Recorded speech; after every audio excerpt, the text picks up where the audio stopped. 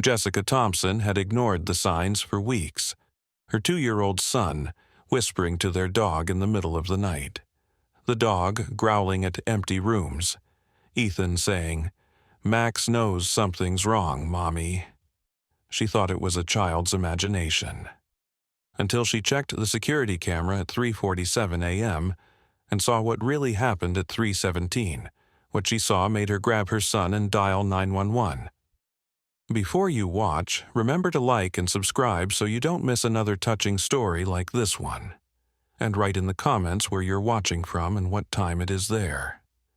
The first time Ethan said, "Max is trying to warn us," Jessica laughed it off. The second time, she got annoyed. But by the fifth time, when she found them both standing at the basement door, Max's fur standing up, a low growl rumbling from his chest, and Ethan's little hand resting on his back, something cold ran down her spine. Jessica Thompson was a wildlife photographer. She noticed things for a living. Her job relied on seeing the smallest changes in how animals acted, the tiny signs that came before something happened.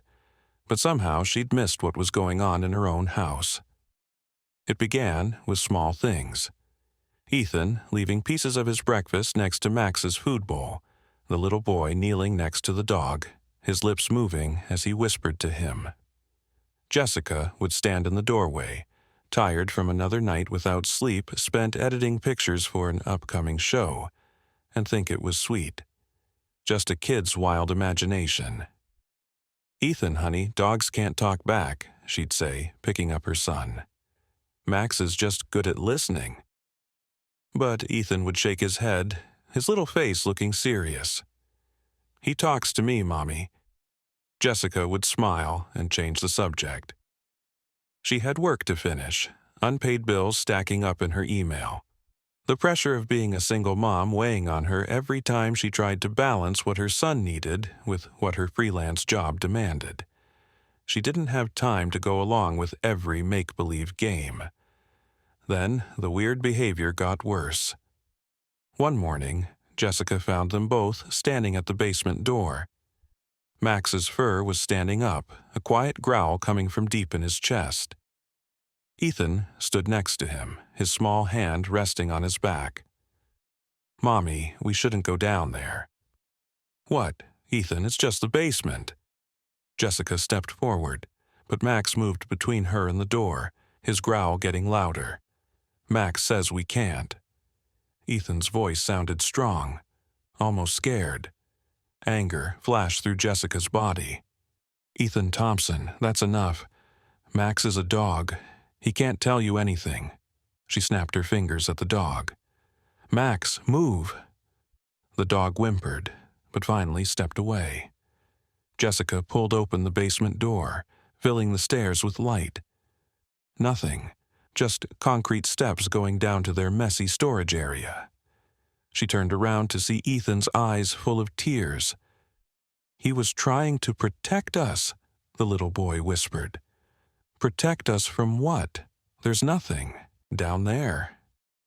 But even as she said it, something didn't feel right. The air coming from the basement felt colder than it should, carrying a damp smell she'd never noticed before. She shut the door. "Let's just stay upstairs today, okay?" The nights were the worst. Jessica would lie there awake, her mind racing through lost chances and growing debts. Her son deserved more, deserved a father who hadn't left before he was even born, deserved a mother who wasn't always distracted, always stressed, always exhausted.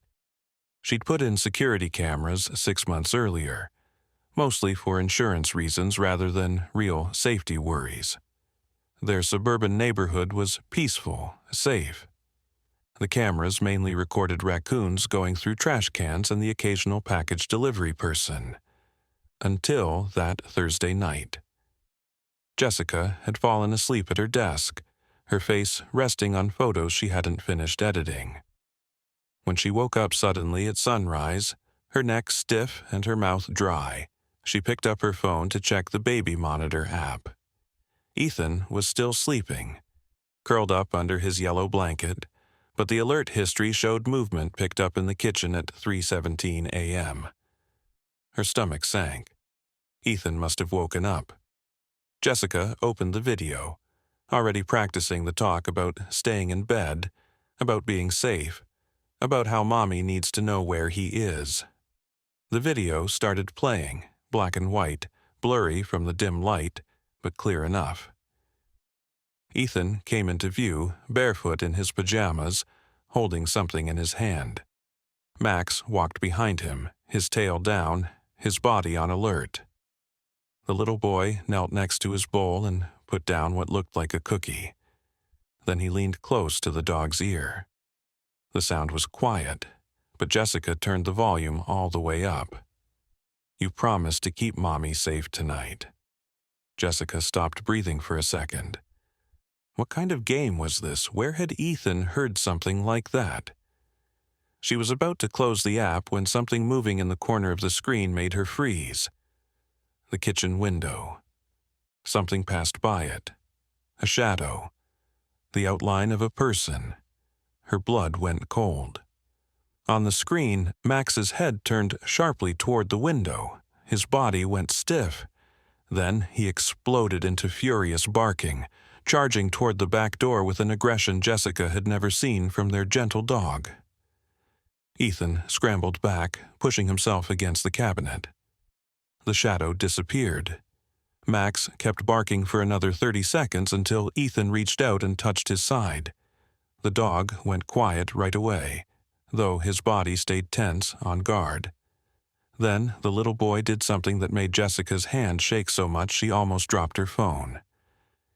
Ethan looked straight at the camera and nodded, like he knew his mother would be watching, like he'd wanted her to see. Oh my God! Jessica jumped to her feet, her chair falling backward. She ran to Ethan's room, pushing the door open. Her son sat up, rubbing his eyes. "Mommy." Jessica grabbed him and held him tight, squeezing so hard the little boy wiggled. "You're okay. You're okay. I told you. Max keeps us safe." Jessica pulled back, looking at her son's face. Ethan, who was outside last night.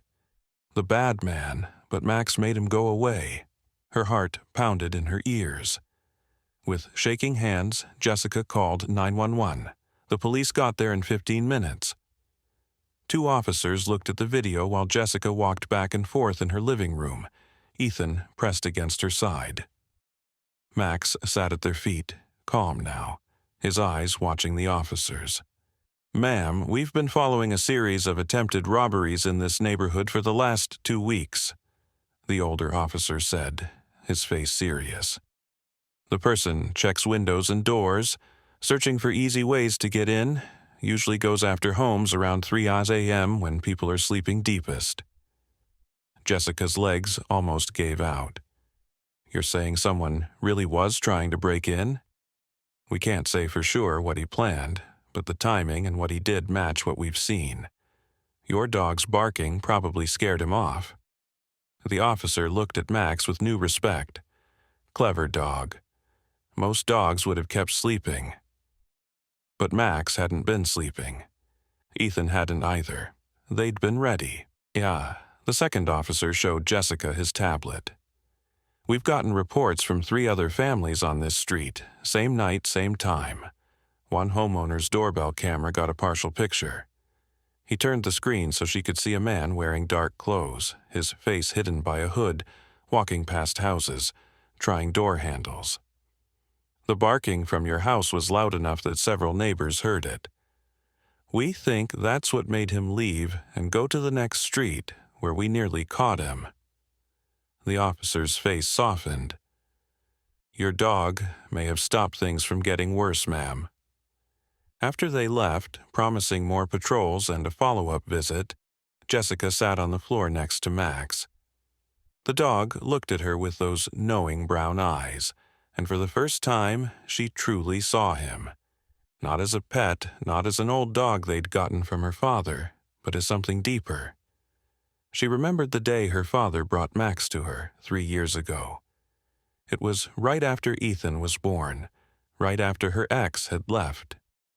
Her father had knocked on her door holding a golden retriever puppy with a red bow around his neck.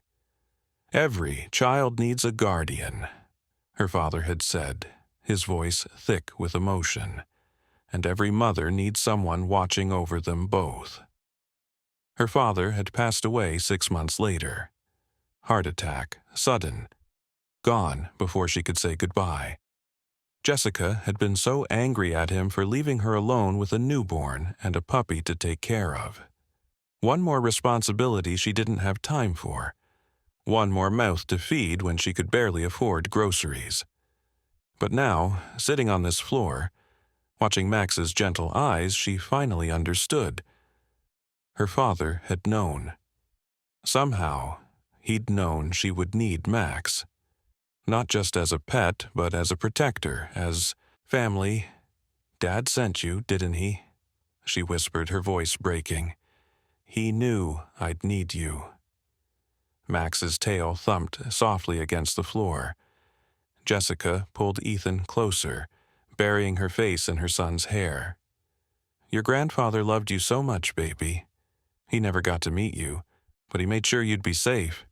He made sure we'd both be safe." Ethan looked up at her with those serious eyes. "Grandpa told Max to protect us." Jessica nodded, tears streaming down her face. "Yes, sweetheart. I think he did."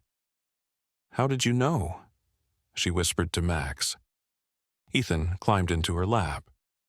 "He hears stuff we can't hear, Mommy. He smells stuff. He always knows." Jessica thought about the basement door, the growling, Ethan's certainty that Max had warned her something was wrong. She took out her phone and called a contractor. "I need someone to look at my basement today if you can." The inspector discovered it 2 hours later.